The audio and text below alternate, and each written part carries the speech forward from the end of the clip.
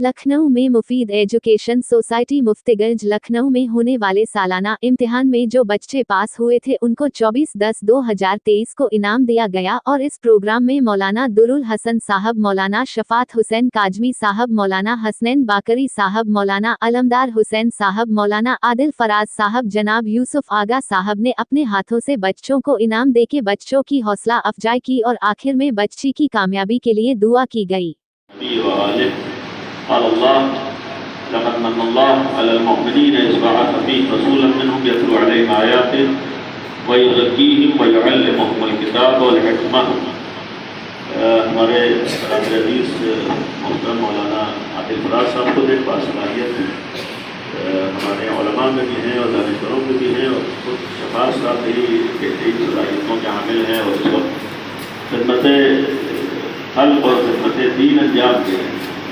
ابتدائی میں یہ دعا ہے کہ اللہ ان سب کی کوششوں کو کامیاب فرمائے اور بالخصوص اس مکتب اور مدرسے سے متعلق جو ہمارے مومنین ہیں، جو جوان ہیں، جو محنت کریں، اللہ ان کی محنتوں کو ثمرآور کرے۔ اس کا ایک نمونہ اس وقت ہمارے سامنے ہے انعامات کی تقسیم کی شکل میں۔ اولا جیسا کہ ہمارے دادا نے جملہ کہا کہ انعامات کا مطلب یہ نہیں ہوتا ہے کہ کوئی ناکام ہوا ہے اور کوئی کامیاب ہوا ہے۔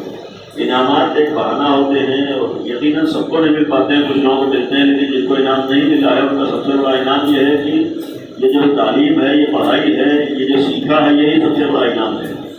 انشاءاللہ سب کے لیے انعامات رہیں گے۔ آئندہ بھی کبھی بھی ہمت نہ ہاریے، کبھی بھی کوشش سے پیچھے نہ ہٹیے۔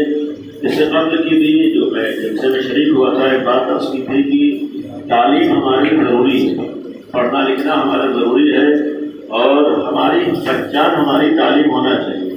ہم ابھی سے اسی کمسری سے طے کر لیں کہ پڑھائی میں ہم کسی سے پیچھے نہیں رہیں گے۔ اسکول میں بھی جائیے تو یہ طے کر کے جائیے کہ ہم سے آگے کوئی جگہ نہیں بڑھے۔ ہم لوگ علی والے ہیں، امام علی کسی سے پیچھے نہیں تھے، تو ہم کو بھی کسی سے پیچھے نہیں رہنا۔ محنت کریں گے تو ہم آگے بڑھیں گے، ہمت ہوگی آگے بڑھیں گے۔ آج کے زمانے میں طے کر لیجیے کہ ہمیں پڑھائی میں محنت کرنا ہے۔ موبائل وغیرہ کا استعمال زیادہ تر ان کاموں میں کیجیے جو آپ کو فائدہ پہنچائے، ایسے کاموں میں نہ کیجیے جو نقصان پہنچاتا ہے۔ ایک حد تک کھیل ہے، کارٹون ہے، گیم ہے، یہ سب چیزیں بہت محدود ہونا چاہیے۔ ابھی آپ موبائل لینا غلط نہیں ہے، لیکن اس میں نقصان نہ ہونا چاہیے۔ کوشش کریں کہ ہمارا اکثر ٹائم سیکھنے میں گزرے، تعلیم میں گزرے، اور بہرحال علم ہے جو بھی ہمیں فائدہ پہنچائے سماج کو۔ آپ ڈاکٹر بنے یہ بھی علم ہے، آپ انجینئر بنے یہ بھی علم ہے، آپ وکیل بنے، یہ بھی ہر طریقے کا علم ہے۔ اسی طریقے سے ایک علم ہے جو ہماری ضرورت ہے، وہ علم دین ہے۔ علم دین کے لیے ہم کبھی نہ سوچیں کہ پارٹ ٹائم ہے یا وقت مل گیا تو پڑھ لیں گے، اردو ہی تو ہے۔ یہاں اردو کا معاملہ نہیں ہے، غلط۔ یہ اردو زبان ہماری تہذیب اور ہمارے کلچر سے متعلق ہے، یعنی خود ہمارا اپنا کلچر، ہماری تہذیب ہماری زبان کے ذریعے سے بھی ہوتی ہے۔ اس لیے کوئی بھی زبان نہ کم ہوتی ہے نہ زیادہ ہوتی ہے۔ انگلش اچھی چیز ہے، یہ بھی ایک ذریعہ ہے بہت سی چیزیں سیکھنے کا۔ ہندی اچھی چیز ہے، ذریعہ ہے بہت سی چیزیں معلوم کرنے کی۔ دوسری زبانیں ہیں ویسی، اردو میں بہت سی چیزیں ہم اس کے ذریعے سے سیکھتے ہیں۔ اس میں سب سے اہم چیز جو اردو میں ہم سیکھتے ہیں وہ اپنے تہذیب سیکھتے ہیں، اپنا کلچر سیکھتے ہیں، اپنے دین کو ہم سیکھتے ہیں۔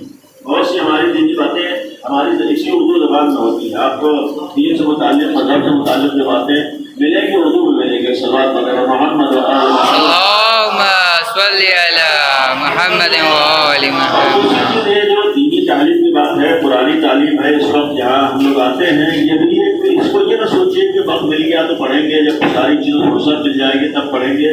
نہیں، یہ ایک ایسی تعلیم ہے جو آپ کو ہر تعلیم میں کامیابی دلاتی ہے۔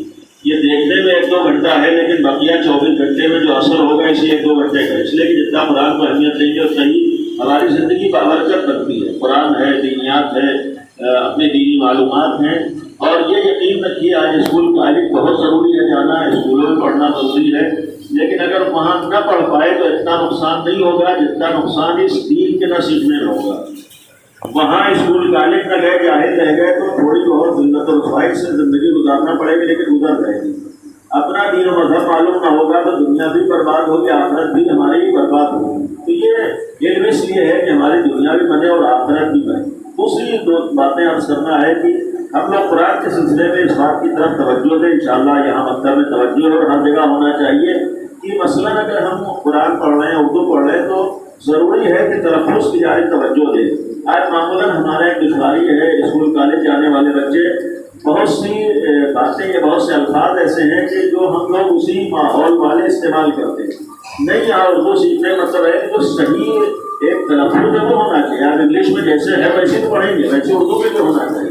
مثال کے طور جو چیز کاف ہے وہ کاف سے ہونا چاہیے۔